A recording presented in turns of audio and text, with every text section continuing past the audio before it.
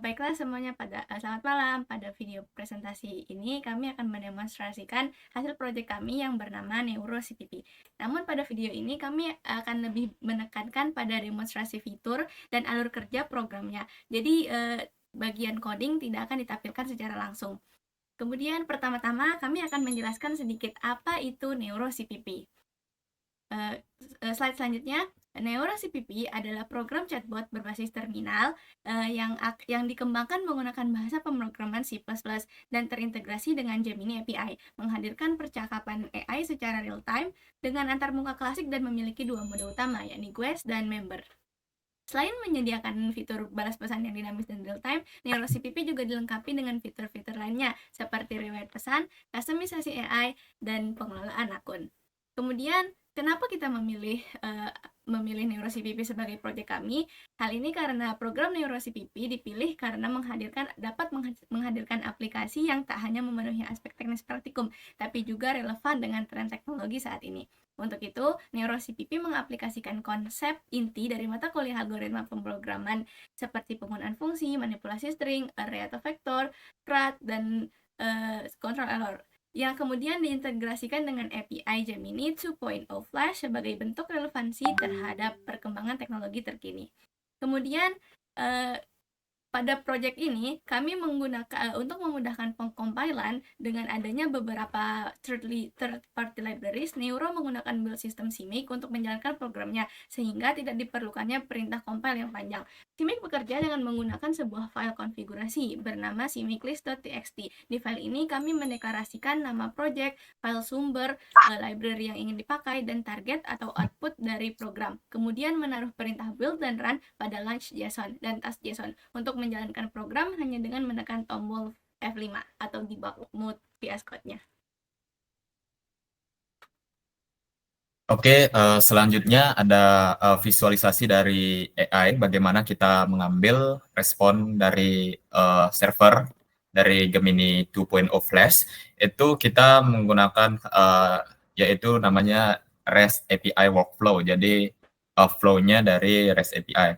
Jadi REST API adalah metode komunikasi standar antara klien dan server menggunakan protokol HTTP dan format data untuk transfer datanya itu adalah JSON, JavaScript Object Notation.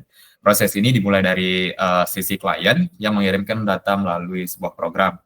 Data tersebut dikemas dalam format JSON lalu dikirim ke sebuah URL menggunakan HTTP request. Permintaan ini diterima oleh sebuah API yang kemudian meneruskannya ke server di mana data itu disimpan. Server bertugas mengelola data, termasuk menyimpan dan mengambilnya dari database. Setelah itu, data dari database Gemini 2.0 Flash itu diproses dan memberikan respon AI kembali ke klien sesuai konteks yang diminta. Oke, lanjut. Nah, pada program Neuro CPP ini, selain menggunakan standar template library, kami juga menggunakan 3 library pihak ketiga seperti .env, .h untuk menyembunyikan API key dan sistem instruction prompt. Kemudian ada CRLPP yang dipecah sesuai panduan penggunaannya untuk komunikasi HTTP. Dan yang terakhir ada envelopment/JSON untuk mengolah data JSON. Oke, selanjutnya itu ada deklarasi struct. Jadi di sini kami menggunakan 4 struct yang kami deklarasikan, yaitu yang pertama ada struct message yang berfungsi untuk menyimpan suatu pesan dalam percakapan dengan 2 atribut atau objek, yaitu user, yaitu role yang dimana sebagai user atau model, dan content sebagai isi dari pesan tersebut. Yang kemudian ada struct chat, itu untuk menyimpan satu sesi percakapan, dan itu objeknya adalah untuk menyimpan nama AI, kepribadian, judul topik, serta array pesan message dari struct message dan jumlah total message di dalamnya. Terus ketiga, struct user, itu mewakili satu akun pengguna, itu berisikan objek, username, password, serta daftar riwayat chatnya untuk memori dan history. Yang terakhir dan yang paling penting adalah struct system. Kami menyebutkan sistem, yaitu struct neuro. Itu untuk menyimpan daftar dari semua pengguna dan siapa yang sedang login. Struct neuro ini juga menyediakan fungsi untuk mengambil chat aktif maupun user ID yang sedang aktif pada saat itu. Oke, lanjut. Selanjutnya adalah sesi demonstrasi dari program kami. Baik, jadi beginilah tampilan awal dari Neuro CPP. Ketika program kami dijalankan, maka akan muncul sebuah tampilan menu utama, di mana user bisa langsung mengobrol dengan Neuro, hanya dengan menekan tombol Enter di opsi pertama. Tetapi, untuk periode demonstrasi singkat ini, kami akan melakukannya setelah user melakukan login.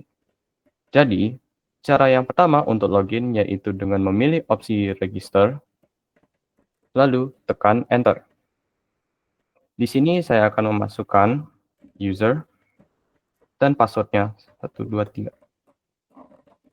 Setelah registrasi berhasil, user diberikan dua pilihan, kembali ke menu utama tanpa login atau langsung ke dashboard mereka. Jika user memilih untuk kembali, maka cara mereka untuk login ke akun mereka sekaligus menjadi cara kedua untuk login, yaitu dengan memilih opsi Connect dan menginput kredensial yang telah didaftarkan sebelumnya. Misalkan user, passwordnya 123. Setelah login, saya akan mencoba fitur untuk mengobrol, yaitu dengan memilih NeuroChat. Di setiap awal chat baru, user akan bisa mengkustomisasi AI yang akan diajak mengobrol. Apabila tidak ingin melakukan kustomisasi, user bisa langsung mengosongkan kedua bagian berikut dengan menekan Enter 2 kali. Di tahap ini, user sudah bisa mengetik pertanyaan apapun ataupun ungkapan apapun kepada Neuro. Semisal saya ingin bertanya tentang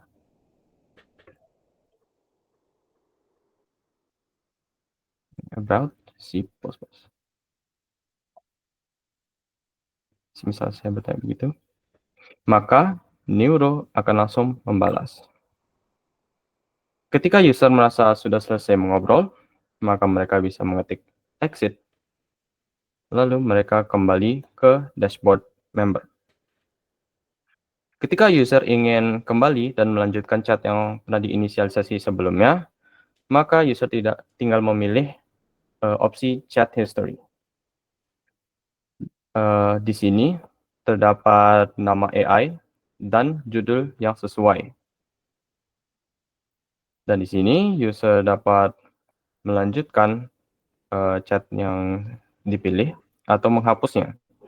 Di sini saya akan memilih untuk melanjutkan, lalu keluar lagi.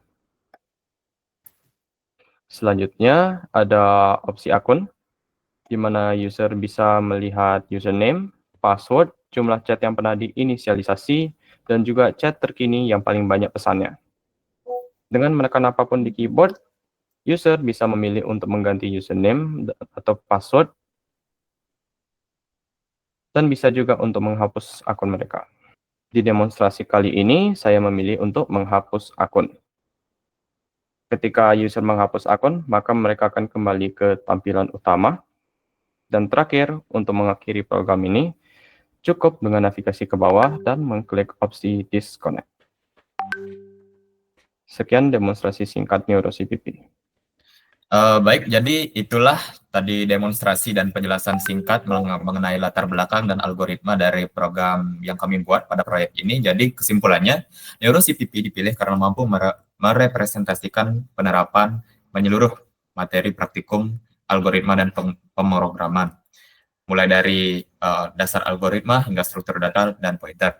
Selain menghadirkan interaksi chatbot, aplikasi ini juga mengintegrasikan berbagai konsep pemrograman secara nyata dan fungsional, menjadikannya proyek yang relevan dan komprehensif terhadap tren sekarang ini. Terima kasih.